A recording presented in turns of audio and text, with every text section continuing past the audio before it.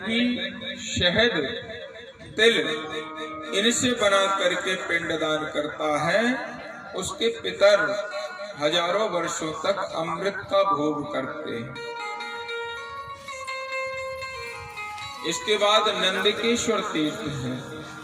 नंदकेश्वर एक बार गणेश भगवान और नंदी भगवान ने दोनों ने मिलकर के उग्र तपस्या भोलेनाथ की तो उसी समय भोलेनाथ प्रसन्न हुए और कहा कि यह तीर्थ नंदकेश्वर नाम से जाना जाएगा। वारुणेश्वर तीर्थ की महिमा आती है 81वां अध्याय है, जहां वारुणेश्वर तीर्थ की महिमा का वर्णन है। मार्कंडेय जी कहते हैं कि वरुण देव ने खूब तपस्या की। वरुण देव के तपस्या के प्रभाव से भोलेनाथ प्रसन्न हुए और वारुणेश्वर तीर्थ की स्थापना की। दधि स्कंद आदि 5 तीर्थों का वर्णन हुआ है। आगे चल करके आता है हनुमंतेश्वर तीर्थ। बोले हनुमान जी महाराज की। हनुमंतेश्वर तीर्थ की महिमा का वर्णन यहाँ नर्मदा पुराण में आया है। आइए हनुमान जी का हम लोग स्मरण करें, तत्पश्चात कथा में प्रवेश करें। हो जय हो तुम्हारी बजरंगबली।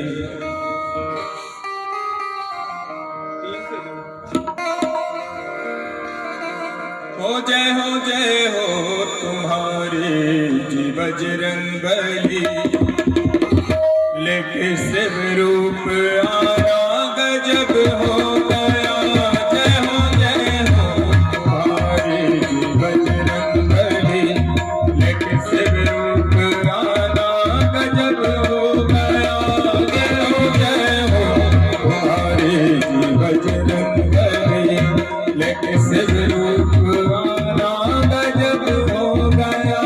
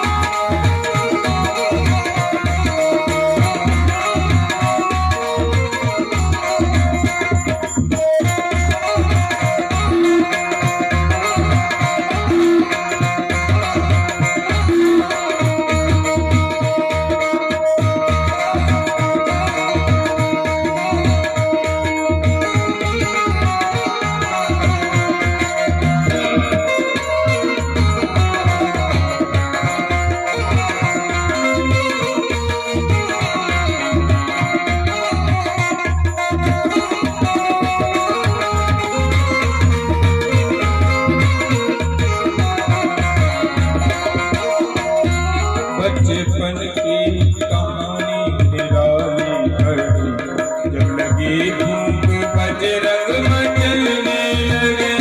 बचपन की कहानी निराली घड़ी, जब लगी धूप बजरंग मचलने लगे। फल समझ कर उड़े आप आकाश में। फल समझ कर उड़े आप आकाश में। तेरा सूरज तूफाना गजब हो गया। जय हो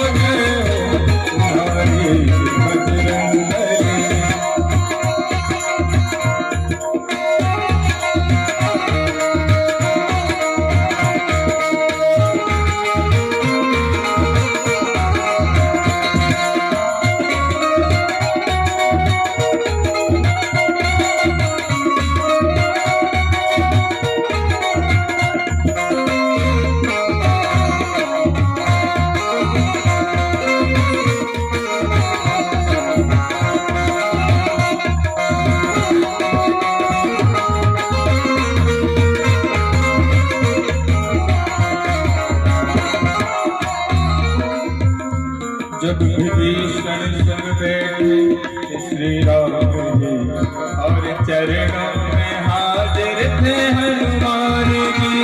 जब विभीषण संग बैठे थे श्री राम जी और चरणों में हाजिर थे हनुमान जी।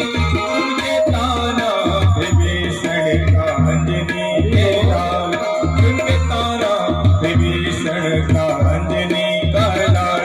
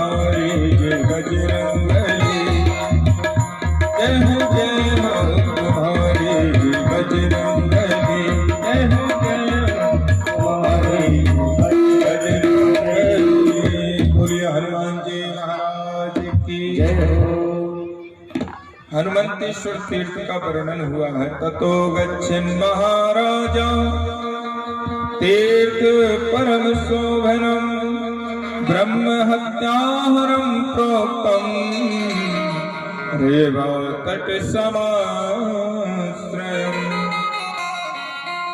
मार्कंडेय जी ने कहा कि मनुष्य ब्रह्म हत्या के विनाशक परम पवित्र नर्मदा तट में स्थित हनुमंतेश्वर तीर्थ का सेवन करे,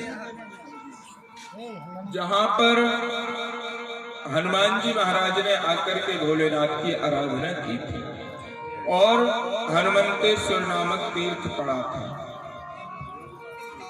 जब यह कहा तो युधिष्ठिर जी ने कहा कि महाराज हनुमान जी को कौन सी आवश्यकता आन पड़ी कि उन्होंने आकर के नर्मदा जी का आश्रय लिया?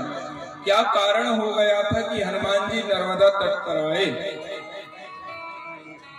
तो कहा कि ब्रह्मा जी के पुत्र महर्षि पुलस्त्य थे, उनके पुत्र विश्रवा से 10 मुख वाला ब्रह्म राक्षस रावण उत्पन्न हुआ। भगवान शंकर की कृपा से वह त्रिभुवन विजयी हुआ और उसने राम की पत्नी सीता का हरण किया। कुंभकर्ण ने सीता को छोड़ने के लिए कहा कि छोड़ दो। इस प्रकार से कुंभकर्ण ने बहुत समझाया कि भैया पराई स्त्री को नहीं हरण करना चाहिए, लेकिन रावण ने किसी की बात नहीं मानी। हनुमान जी दूत बन करके गए, रावण को बहुत समझाया। अंत में हनुमान जी महाराज की पूंछ में आग भी लगा दी। हनुमान जी ने कहा कि ठीक है भाई, तुमने हमारी पूंछ में आग लगा दी। जब तुमने हमारी पूंछ में आग लगाई तो हम तुम्हारे नगर को आग लगा देंगे। कहते हैं रावण हनुमान जी की पूंछ से बड़ा जलता था, बहुत चढ़ता था। और हम लोग भी यही भाव रखते हैं कि भाई हम लोग भी कहीं भी जाते हैं पूंछ के पीछे सब पड़े हैं। कहीं भी जाते हैं, अरे भैया हम नहीं जाते उनके यहाँ, वो तो पानी तक की नहीं पूछे।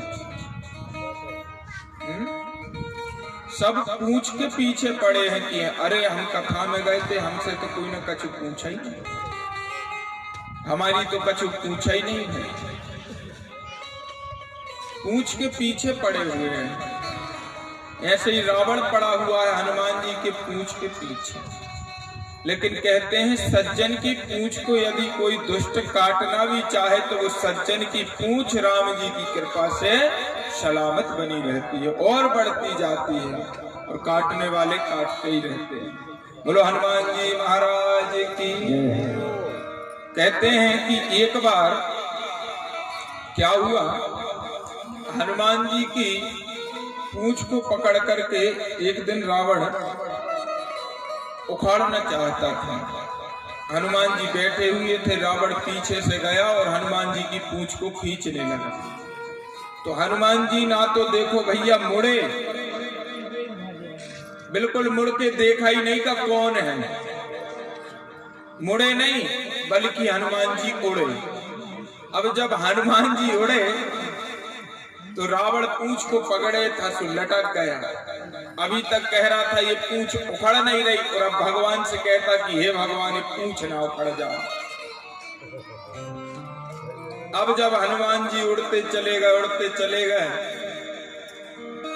तो रावण कहता है कि भैया अब हम इस पूंछ को बिल्कुल पीछे छोड़ते हैं, इसको छुएंगे भी नहीं। नीचे धड़ाम से गिरा। अब इसने बड़े बड़े सैनिक भेजे कि जाओ और उस बंदर की पूंछ को उखाड़ दो। हनुमान जी महाराज की पूंछ को जैसे ही राक्षस उखाड़ने के लिए आए तो हाथी से हाथिन को बेदारो, मुंडन से मुंडन संघारो। हनुमान जी ने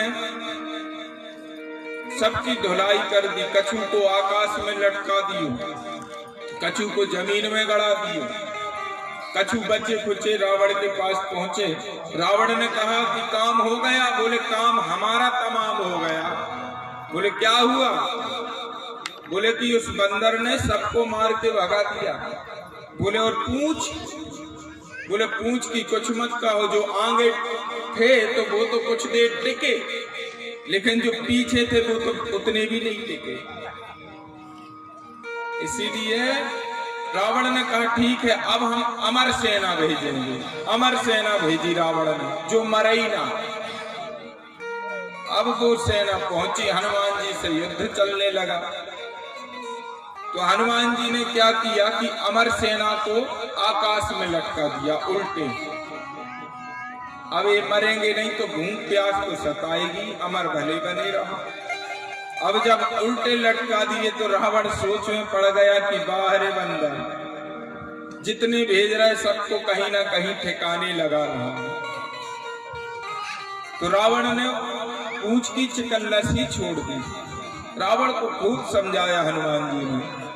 तो किसी ने कहा कि तुमने भाई उनकी लंका क्यों जला दी? तुम्हें तो केवल सीता जी का पता लगाने के लिए भेजा था राम जी ने, और तुमने ऐसे उनकी लंका और बार के चले आए, दूसरे के घर परिवार को जला के चले आए। तो हनुमान जी महाराज ने कितना सुंदर कहा कि मैं तो गया था केवल सीता जी का पता लगाने के लिए, जानकी जी का पता लगाने के लिए, लेकिन जब मैं वहां पहुंचा तरु पल्लव महा रहा लुकाई, करई विचार करो का भाई। मैं तो तरु पल्लव में लुका हुआ था, तो रावण वहां आया और अट्टहास करके बोला कि मास दिवस कहा न माना तो मैं मारा विकाड़ कृपाना। रावण ने डांटा कि मैं तुमको, यदि तुमने मेरा 1 महीने के अंदर कहना नहीं माना तो मैं तुमको मार डालूं। रावण बड़बड़ा करके वहां से चला गया। मैं तो वहीं लुका था, मैं देख रहा था। इतने में एक राक्षसी आई और जानकी जी से बोली कि सपने बानर लंका जा रे, सपने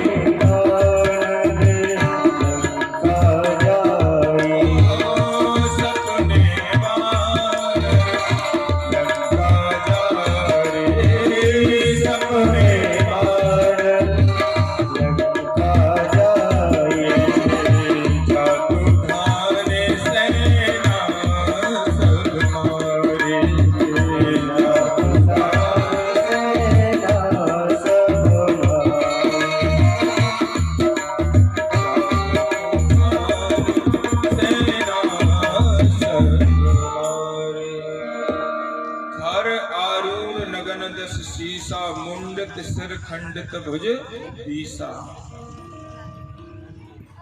तो एक राक्षसी ने कहा कि सपने बानर लंका जारी और जातु धान सेना सब।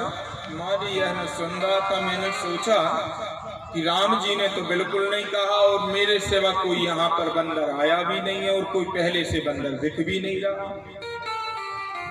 तो मैंने विचार किया कि भाई राम जी का आदेश तो केवल इतना हुआ कि जानकी जी का पता लगा करके आओ, स्वपन तो पता लगा दिए, लेकिन फिर कहा हो है सत्य गए दिन चारी।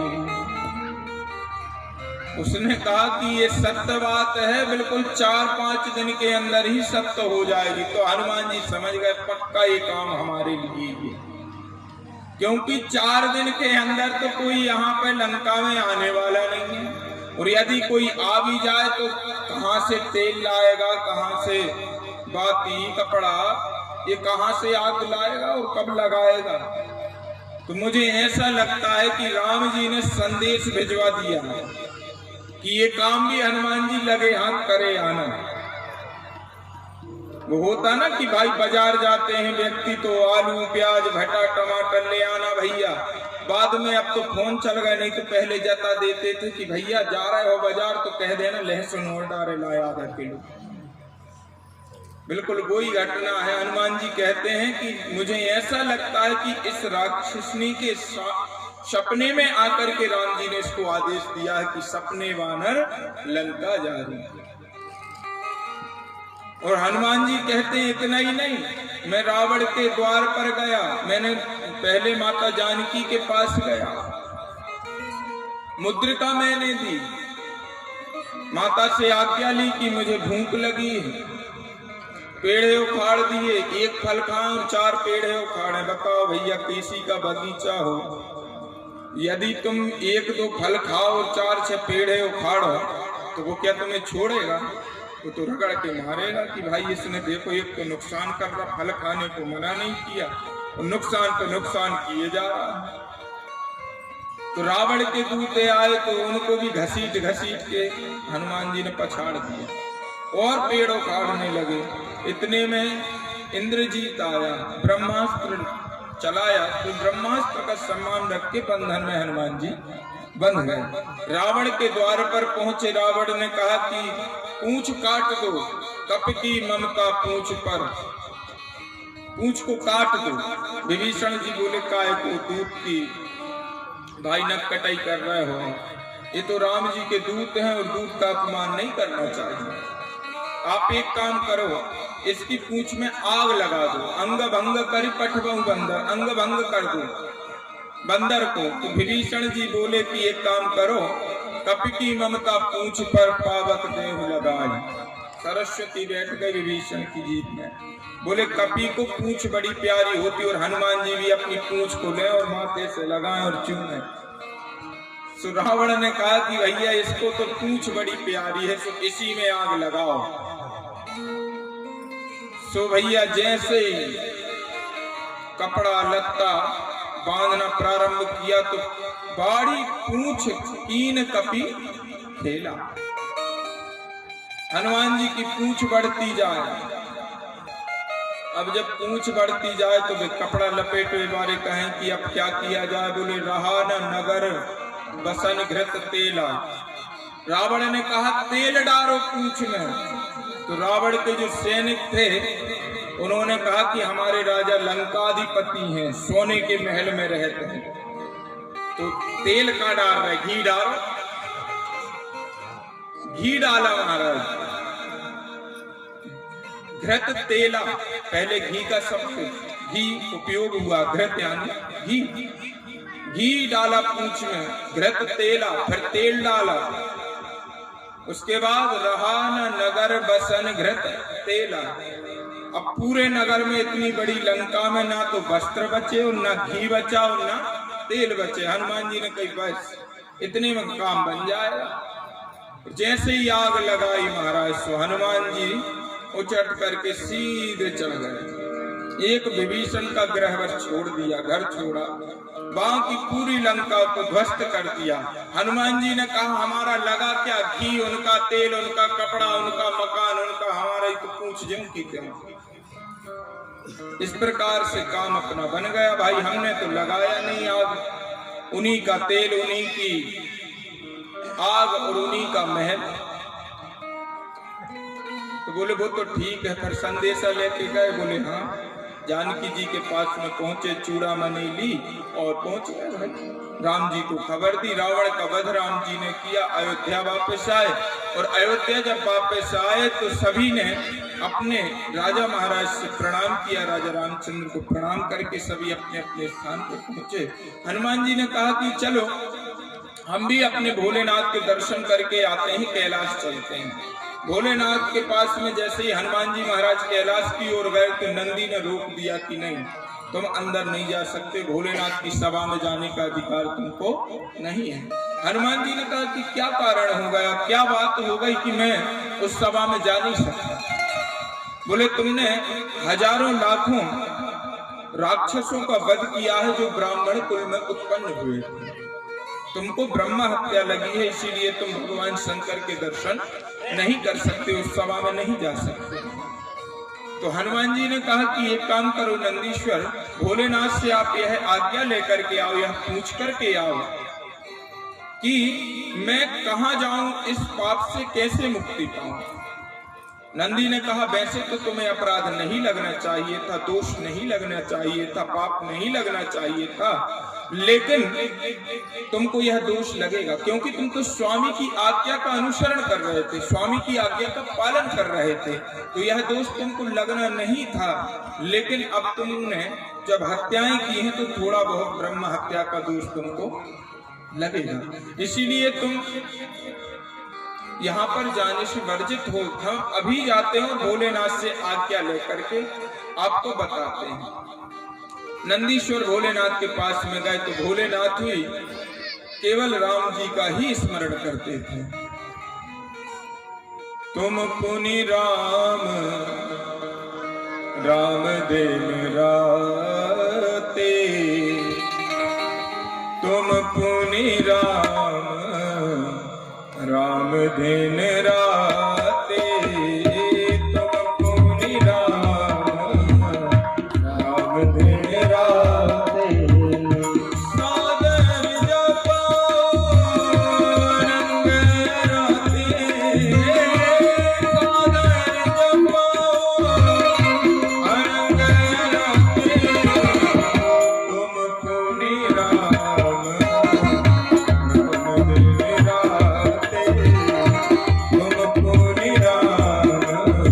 राम दिन राते, भोलेनाथ को देखा तो नंदीश्वर ने हाथ जोड़ करके प्रणाम किया कि हे भोलेनाथ, हनुमान जी महाराज आए हैं और आपके दर्शनों की इच्छा से आए हैं और मैंने उनको द्वार पर रोक दिया है। तो भोलेनाथ ने कहा कि नंदी तुमने हनुमान को रोका क्यों?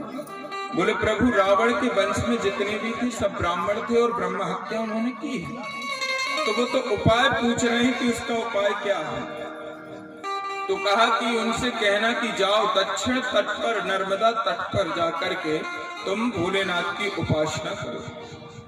हनुमान जी महाराज वहां से चले हैं और हनुमंतेश्वर तीर्थ में आए और आकर के उन्होंने भगवान भोलेनाथ का स्वरूप अपने हृदय में हृदयंगम करके ध्यान लगाया। भगवान के सिर पर जटाओं में गंगा निवास करती है, माथे पे चंद्रमा विराजमान है, उर्ध कुंड है, 3 नेत्र हैं, कानों में कुंडल पहने हुए हैं, रुद्राक्ष अगल बगल में बंधे हुए हैं, एक दिव्य विशाल माला धारण किए हुए हैं। भोलेनाथ शैली श्रृंगी हाथ में लिए हुए हैं, त्रिशूल डमरू से बंधा हुआ त्रिशूल हाथ में लिए हुए हैं। इस प्रकार भगवान भोलेनाथ की छवि का हृदयंगम करते हुए हनुमान जी महाराज ने खूब 100 वर्ष दिव्य तपस्या की। जब दिव्य तपस्या की भोलेनाथ प्रकट हुए और भोलेनाथ प्रकट होकर के कहते हैं कि हनुमान वरदान मांगो, क्या चाहिए तुम्हें? बोले प्रभु मैंने पाप कर्म किया है, मुझे ब्रह्म हत्याएं लगी हैं। भोलेनाथ ने कहा कि तुम तो नर्मदा के दर्शन करने मात्र से और जो तुमने मेरा पूजन अर्चन किया है उसी से उस ब्रह्म हत्या से मुक्ति पा गए। वरदान मांगो, तुम्हें क्या चाहिए? तब हनुमान जी महाराज ने कहा कि मुझे कुछ नहीं चाहिए श्री राम जी की भक्ति के अलावा। मैं तो केवल शरणागत होना चाहता हूं। किस प्रकार से भगवान का मैं शरणार्थी हो जाऊं, कैसे मैं भगवान की शरण में जाऊं, और यदि मैं ठाकुर जी की शरण में चला गया तो मेरा जीवन धन्य हो जाएगा। हमको भी कृतज्ञता व्यक्त करनी चाहिए कि भगवान की कृपा से हमको यह दिव्य भव्य कथा श्रवण करने को मिलती है। हे प्रभु, हमारा जीवन धन्य हो गया। यदि हमको साधु संत महात्माओं के दर्शन होते हैं तो हे प्रभु, हमारा जीवन धन्य हो गया। हे माता, यदि हमें आपके दर्शन प्राप्त होते हैं तो हमारा यह जीवन धन्य हो गया। और माता की शरण में आकर के, भोलेनाथ की शरण में आकर के कौन धन्य नहीं हो जाता है। यह कृतज्ञता व्यक्त करनी चाहिए। तेरी शरण में आके मैं धन्य हो गया।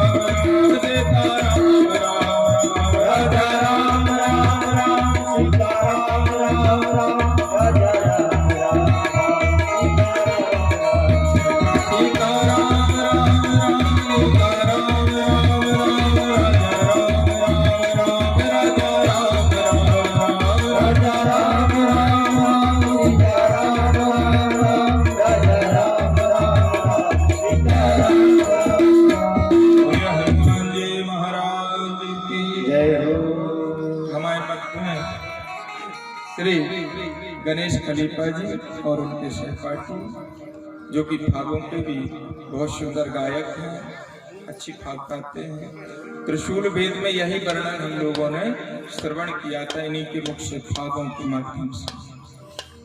कौन से मयूर कल्प की कथा जो निकल चुकी है उसको हम लोगों ने श्रवण किया। त्रिशूल वेद में ग्वारी में जब भागवत कथा हुई थी तो दादा गए हुए थे, विष्णु गोटिया और एक और यादव सूरज। जब भैया जंग छिड़ी तो 7 बज गए सुबह के। इनको थोड़ी सी परेशानी हो गई है पेट में, इसीलिए ज्यादा जो नहीं देते हैं दादा। गाते बहुत सुंदर हैं, फागों का खूब आनंद रस एक होता है भाई। यदि किसी की लगन हो जाए तो फिर वो चाह कर भी उस चीज को छोड़ नहीं सकता, एक वो रस अलग ही होता है। फिर भी उन्होंने गाया और भाई समझाया कि इस प्रकार से यहाँ ये घटना हुई थी। आइए हम उसी कथा में प्रवेश करते हैं। भोलेनाथ प्रसन्न हो गए और हनुमान जी से कहा कि तुमको तो कोई पाप नहीं लगा था, तुम तो स्वामी की आज्ञा का अनुसरण कर रहे थे। फिर भी यदि तुमको ऐसा लगता है कि तुमने ब्रह्म हत्या की है तो हनुमान तुम ब्रह्म हत्या से छुटकारा पाओगे। मैं तुम्हें नाम रूपी दूसरे वन को देता हूँ। भगवान भोलेनाथ ने हनुमान जी को यहाँ नाम प्रदान किए हैं और कहा कि जो व्यक्ति इन नामों को जपेगा उसके सारे बंधन बाधाएं दूर हो जाएंगी। बाधाओं के निवारक के लिए ये तुम्हारे नाम है। कहा कि तुम्हारा नाम होगा हनुमान, अंजनी पुत्र, वायु पुत्र, महाबल, राम के परम प्रिय फाल्गुन गोत्र, पिंगाक्ष, अमित पराक्रम, उदधिक्रम श्रेष्ठ, समुद्र को लागने में श्रेष्ठ, दशग्रीव, दर्पह, रावण के अभिमान को चूर करने वाले, लक्ष्मण के प्राणदाता, सीता शोक विनाशक। यह नाम कहकर भगवान शंकर अंतर ध्यान हो गए। कहते हैं जो हनुमान जी के इन नामों को स्मरण करता है, हनुमान जी महाराज उनकी सभी संकटों को दूर करते हैं। बोलिए हनुमान जी महाराज की। और हनुमंतेश्वर तीर्थ की कथा के विषय में मार्कंडेय ऋषि ने एक और कथा युधिष्ठिर जी को श्रवण कराई है। कहा कि द्वापर के आदि में जो घटना हुई थी उसे मैं तुमको बताता हूँ। सुपर्वा नामक राजा को सदा ही सुख था, उसका राज्य बड़ा ही अच्छे ढंग से चलता था। उसके राज्य में कभी भी अकाल नहीं पड़ता था, ना उस राजा का कोई शत्रु था ना कोई मित्र था। सुपर्वा राजा था, चारों प्रकार से स्वतंत्र थे और पुत्र धन से भी अच्युत नहीं थे, उनके पास पुत्र भी थे। उनके पुत्र का नाम था शतबाहु और यह बहुत भयंकर पराक्रमी पुत्र था इनका। एक दिन शतबाहु ने कहा कि पिताजी मैं आखेट के लिए जाना चाहता हूँ, वन में मृगों को मारना चाहता हूँ, मृग क्रीड़ा करना चाहता हूँ, शिकार खेलना चाहता हूँ। ये राजा वन की ओर चले और आगे चलते चलते ओर्ग नाम की नदी के समक्ष आए और हनुमंतेश्वर तीर्थ के पास में पहुंच गए। इन्होंने एक विशाल झुंड को देखा मृग के, और इन्होंने जब बाण मारा तो सारे मृग जो हैं भागने लगे। इन्होंने एक साथ इतने तीर छोड़े कि सारे मृग मारे गए। और उसी मृग के झुंड में एक तपस्वी ब्राह्मण था राजा को पता न चला और उसकी भी मृत्यु हो गई। राजा ने सोचा कि चलो मृगों का शिकार हो गया, अब चलते हैं यहां से। राजा ने आगे चल करके हनुमंतेश्वर तीर्थ में बैठे रहे। चलते चलते इनको बड़ी दूर तक कुछ भी दिखाई न दिया, ना जल मिला ना फल मिला, कुछ भी नहीं मिला। राजा थकित हो गए थे शिकार करते करते मृगों का, तो थकावट महसूस हुई। एक वृक्ष के नीचे आकर के सो गए। जब राजा आकर के वृक्ष के नीचे सोया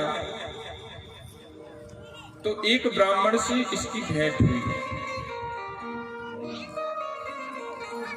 ब्राह्मण ने इसको सोते हुए देखा तो ब्राह्मण ने जगाया नहीं, क्योंकि जगाने से 100 गौओं की हत्या का पाप लगता है। किसी व्यक्ति को सोते हुए जगाना नहीं चाहिए। अचानक से नींद खुली राजा की, तो राजा ने पूछा कि हे ब्राह्मण श्रेष्ठ, हे दूत, कौन हो तुम? कहाँ जा रहे हो? कहाँ से आए हो? अपना पता बताओ। कहाँ जा रहे हो तुम? कहाँ से आए हो? तब उस ब्राह्मण ने कहा कि मैं कान्यकुब्ज प्रदेश में बड़ा प्रतापी एक राजा है शिखंडी, उस राजा की कोई संतान नहीं हो रही थी। वो राजा निसंतान था और अचानक से उस राजा के घर में एक दिव्य अलंकृत वाली सुकन्या उत्पन्न हुई और उस कन्या ने अपने पिता से शर्त रखी कि पिताजी मैं विवाह करूंगी तो मैं अपने इच्छा अनुसार करूंगी, जहां मैं कहूं, जिस मुहूर्त में कहूं और जब कहूं और जिसके साथ में कहूं मेरा विवाह होना चाहिए। पिता ने कहा कि बेटी ये तो बड़ी दुर्लभ बात है, ये कैसे हो सकता है? वो बोली कि पिताजी यदि कोई ब्राह्मण हनुमंतेश्वर तीर्थ में जाए और जाकर के मुझे अपने पूर्व जन्म की स्मृति है, जाकर के मेरे पति की हड्डी को जाकर के यदि हनुमंतेश्वर तीर्थ में डाले तो मेरे पति की मुक्ति हो जाएगी। और वो और कोई नहीं थी, वो कन्या शिखंडी की जो पुत्री थी सतबाहु। वो ब्राह्मण बता रहे कि सतबाहु जो शिखंडी की पुत्री थी वो कन्या और कोई नहीं, उस कन्या ने ही अपने मुख से वर्णन किया है कि हम मोर और मोरनी थे पिछले जन्म में, और उसी क्षेत्र में हम लोग रमण कर रहे थे। मेरा पति मोर और मैं दोनों रमण करते करते सो गए, और जब हम दोनों सो गए तो वहां कुछ बहेलिए आए और बहेलियों ने हमको तीर मार करके भेद दिया और हमारे पंखों को नोच करके काट करके फेंक दिया, हमारी मूड़ को मरोड़ करके और हमारी खाल को उतार दिया। अग्नि में तपा करके उन्होंने भोजन किया हमारे शरीर का। जब ये तृप्त हो गए तो इन्होंने कुछ हड्डियां शेष वहां पर छोड़ दी। वहां पर कुछ मांस भक्षी पक्षी आए और उन हड्डियों के अवशेष को ले जा करके आकाश में उड़ रहे थे। तभी उस पक्षी को अन्य पक्षियों ने देखा और उसका पीछा करते हुए उसकी चोंच में चोंच का प्रहार किया। ज्यों ही उसने चोंच का प्रहार किया तो वह चोंच से छूट करके हड्डी हनुमंतेश्वर तीर्थ कुंड में गिर गई। तो उसी हड्डी, एक हड्डी के हनुमंत तीर्थ में गिरने से आज मैं तुम्हारी सुकन्या बन करके उत्पन्न हुई हूँ। तो यदि मेरी पूरी हड्डियां डल जाए और मेरे पति का भी मोक्ष हो जाए, लेकिन मेरा पति न जाने कितनी योनियों में भटक रहा है। इसलिए यदि कोई श्रेष्ठ ब्राह्मण जाए और जाकर के उन हड्डियों को उस कुंड में प्रवाहित करे तो मेरा पति मुझे सशक्त मिल जाएगा। तो महाराज ने नगर में ढिंडोरा पिटवाया तो और तो कोई मिला नहीं, मैं अत्यंत गरीब ब्राह्मण हूं महाराज। जब राजा ने कहा कि जो एक काम करके आएगा, हड्डियों को डाल करके आएगा, उसे 5 गांव का पंडित घोषित कर दिया जाएगा, 5 गांव उसको दे दिए जाएंगे। तो महाराज मेरे पास कुछ भी नहीं था, कोई उपाय नहीं था, लोभ के कारणवश मैं उनके द्वार पर गया। तब उन महारानी ने, शिखंडी की पुत्री ने मुझे वह मार्ग बताया कि तुम वहां से जाना, हनुमंतेश्वर तीर्थ के बगल में पीपल का वृक्ष है, पीपल के वृक्ष के बगल में महुए का वृक्ष है, महुए के बगल के वृक्ष के बगल में बरगद का एक विशाल वृक्ष है। उस बरगद के वृक्ष के नीचे उन हड्डियों को तुम उठाना और उन हड्डियों को उठा करके उस कुंड में प्रवाहित करना। तो मैं सतबाहु राजा, मैं उसी को तलाश रहा हूं और यहां से जा रहा हूं। जब इस प्रकार कहा तो राजा ने कहा चलो हम भी प्रभाव देखते हैं क्या प्रभाव पड़ता है। राजा भी साथ में गया और नाभि भर जल में वो हड्डियां बीन करके उस ब्राह्मण ने नाभि भर जल में जा करके उन हड्डियों को ज्यों ही डाला तो देखते क्या है कि विमान आया है और विमान में बैठ करके मनुष्य शरीर धारण करके वो मोर जा रहा है। अगले जन्म में वो राजकुमार बना और राजकुमारी ने कहा कि यह मेरा पति बनेगा। सतबाहु ने जब यह दृश्य देखा तो घबरा गया। उसने कहा कि बताओ इतना पुण्य प्रताप नर्मदा जल का, हनुमंतेश्वर तीर्थ का। जब यह विचार करने लगा तो उसने विचार किया कि अब मैं क्यों ना मैं डुबकी लगाऊं इसमें। फिर भी उसके पाप कर्म ज्यादा थे, ब्रह्म हत्या का दोष लगा था, तो वह डुबकी नहीं लगा पाया। उसको मूर्छा आ गई, वहीं पर गिर पड़ा। यह सोचते सोचते कि बताओ कब की हड्डियां थी और कितनी जल्दी तर गया। सोचने की बात लगी उसको और वो मूर्छा खा के गिर गया, थका हारा था। तभी उस ब्राह्मण को एक धवल देहधारी लाल लाल चुनरी ओढ़े हुए दिव्य कांति छटा वाली एक स्त्री पेड़ पर चढ़ी हुई दिखाई दी। उस स्त्री ने ब्राह्मण से कहा कि हे ब्राह्मण देव, तुमने जिस व्यक्ति को जगाया था, जिसको तुमने कथा सुनाई थी, उस व्यक्ति को कहना कि तुम्हारी पत्नी आगे चल करके वट वृक्ष के पीछे तुम्हारा इंतजार कर रही है। ब्राह्मण देव ने कहा वो तो मूर्छित होकर के गिर गए हैं और तुम उनकी पत्नी कहां से हो गए। जाकर के ब्राह्मण ने जगाया है और कहा कि तुम्हारी पत्नी तुम्हारा इंतजार कर रही। सतबाहु राजा ने कहा कि मेरी कोई पत्नी है ही नहीं और यहाँ वन में कौन पत्नी आएगी। कौन थी वो नारी, कौन थी वो स्त्री, तुम जल्दी बताओ। बोले महाराज मैं कुछ नहीं जानता, मैं तो उसके आदेश का पालन कर रहा हूँ। आप वट वृक्ष के पीछे जाओ और जाकर के देख लो। महाराज सतबाहु गए और जाकर के देखा तो वह स्त्री दिखाई पड़ी। पूछा कि देवी तुम कौन हो। तो उस देवी ने कहा कि मैं नम्रता हूँ, मेरा कभी मरण नहीं होता, मेरा जल अमृत के समान है, मैं नर्मदा हूँ, कभी ना मरने वाली। अच्छा माता आपके दर्शन हो गए और आपने दर्शन कैसे दे दिए, मैं तो स्नान भी नहीं कर पा रहा था। बोले तुमने हनुमंतेश्वर तीर्थ के दर्शन किए हैं और सुनो तुमने जो मृगों को मारा था उसमें एक ब्रह्म हत्या भी तुमने की, इसीलिए तुम स्नान नहीं कर पा रहे थे और इस क्षेत्र में तुमको वो ब्रह्म हत्या का निवारण हो चुका है। अब वो ब्रह्म हत्या तुमको सता नहीं रही है। अब तुम जाकर के इस हनुमंतेश्वर तीर्थ में डुबकी लगाओ।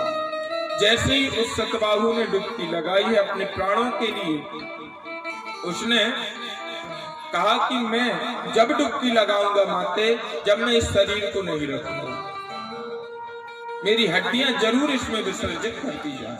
अपने सैनिकों को आदेश दिया कि जाओ अग्नि जलाने का प्रबंध करो।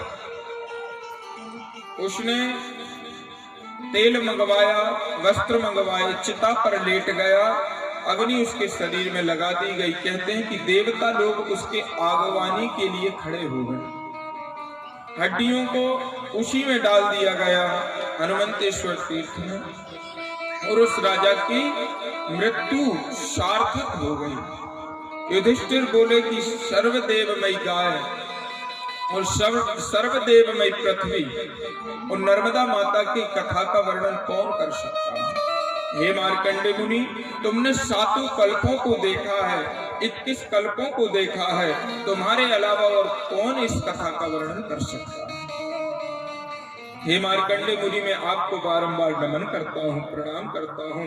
आप प्रसन्न हो और मुझे और कथाएं सुना। उस तीर्थ में, हनुमंतेश्वर तीर्थ में क्या करने से क्या पुण्य फल की प्राप्ति होती है, ये आप हमको कृपा करके बताइए। जब इस प्रकार प्रश्न किया तो कहा कि जो हनुमंतेश्वर तीर्थ में जाकर के श्रेष्ठ ब्राह्मणों को छाता जूता दान करता है, शैया दान करता है, उसको अक्षय पुण्य की प्राप्ति होती है।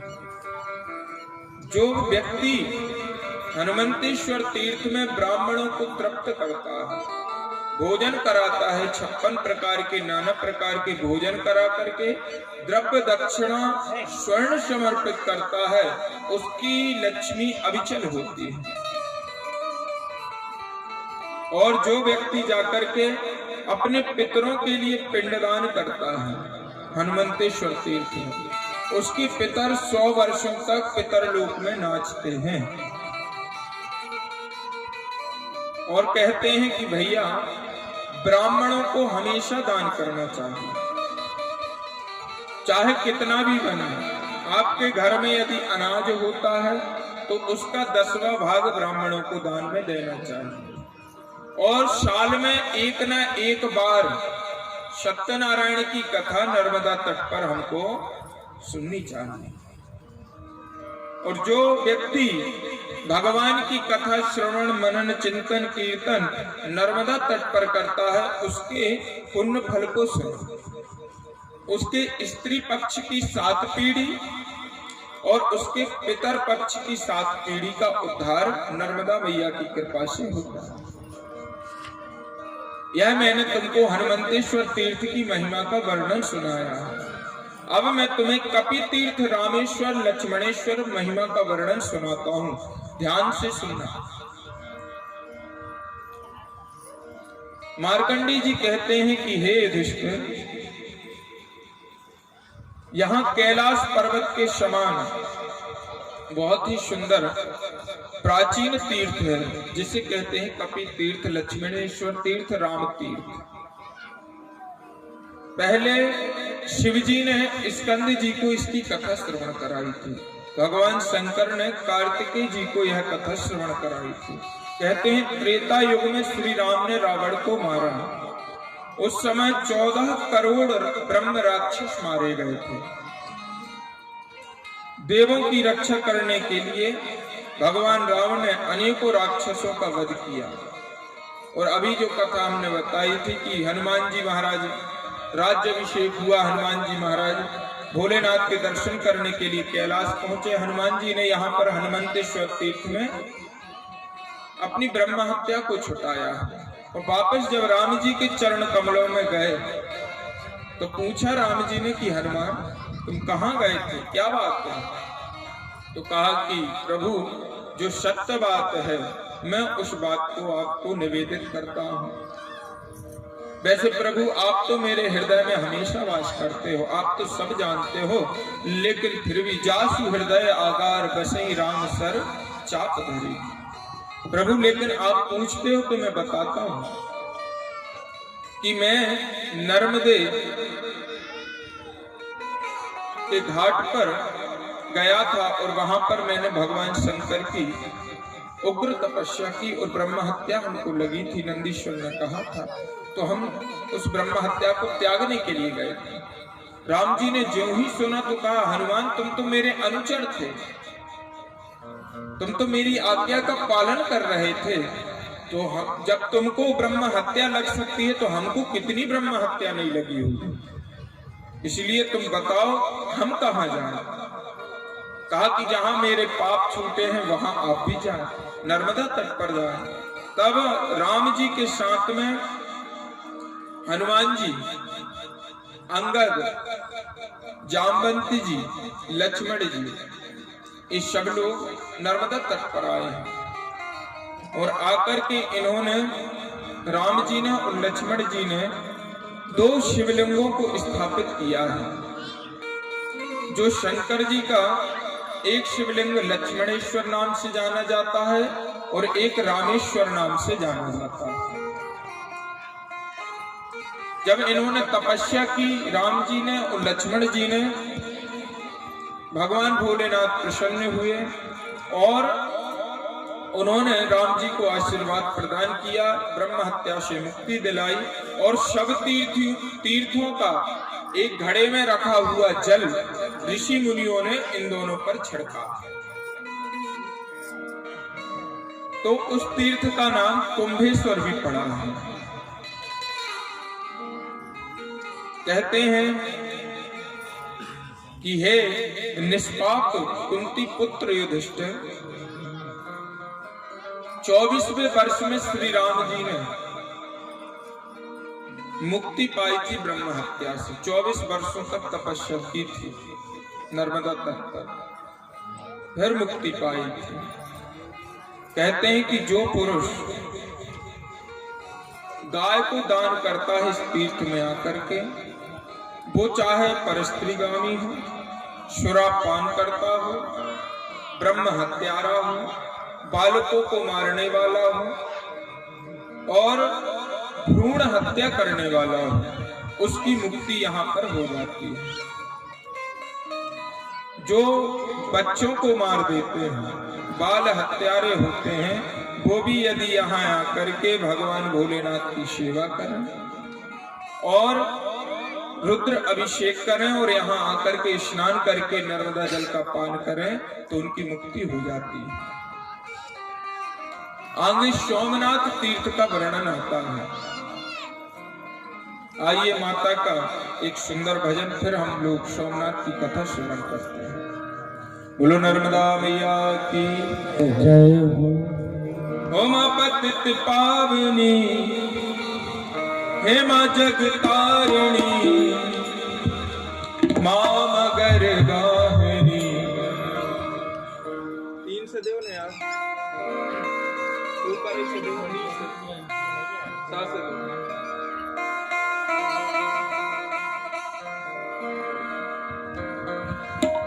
मां पतित पावनी होमा जगतारिणी, होमा मगर वाहनी, नर्मदे नर्मदे नर्मदे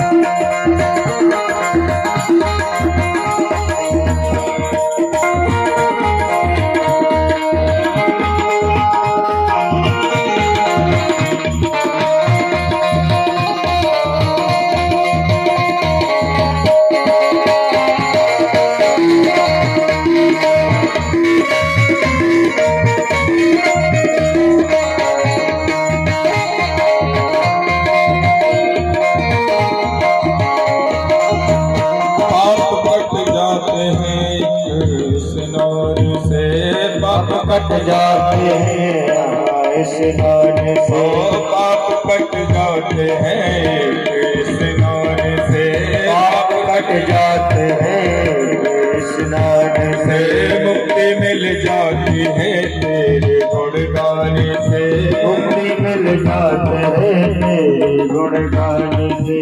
लोग होते तपी माँ तेरे ध्यान से, लोग होते तपी माँ तेरे ध्यान से, तू है भवतारिणी, तू है भवतारिणी, तू है भवतारिणी, तू है भवतारिणी, रे मामा नर्मदे नर्मदे नर्मदे नर्मदे।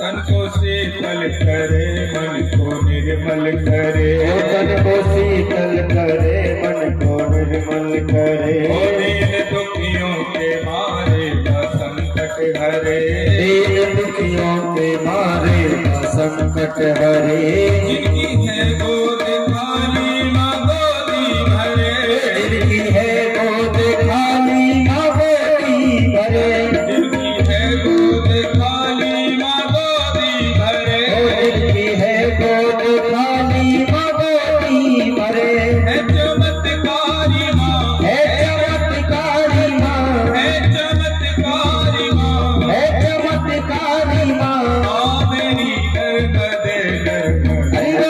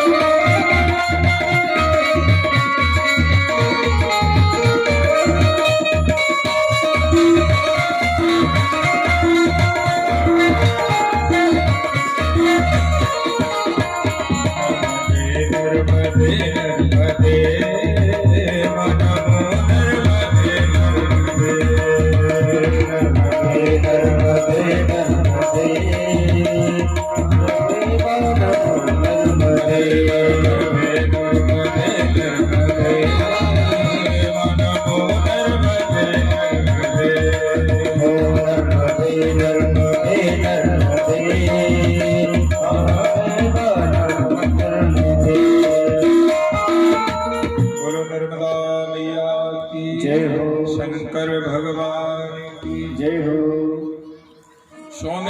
सोमनाथ तीर्थ की महिमा का वर्णन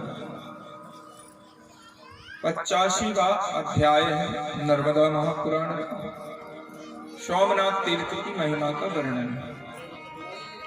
ततो गच्छेदुराजय नर्मदाया ब्रह्म हत्याहरं तीर्थ वाराणस्याश्रमं हितः। कहा कि ब्रह्म हत्या को हरने वाला वाराणसी काशी के समान एक तीर्थ है इस पृथ्वी पर, नर्मदा तट पर।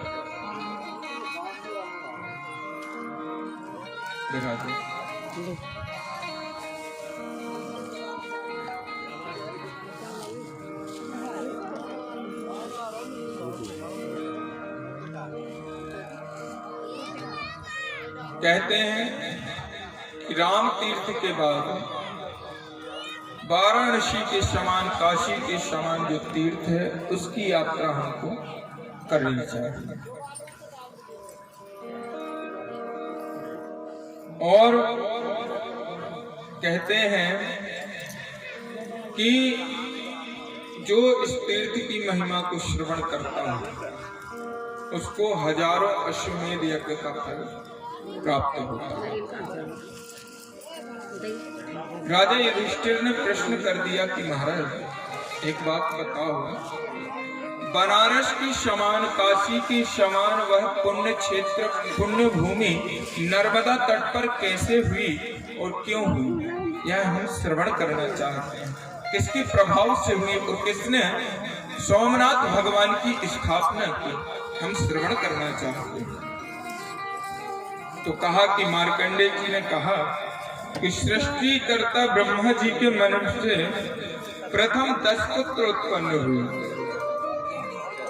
ब्रह्मा जी के मन से 10 पुत्र उत्पन्न हुए।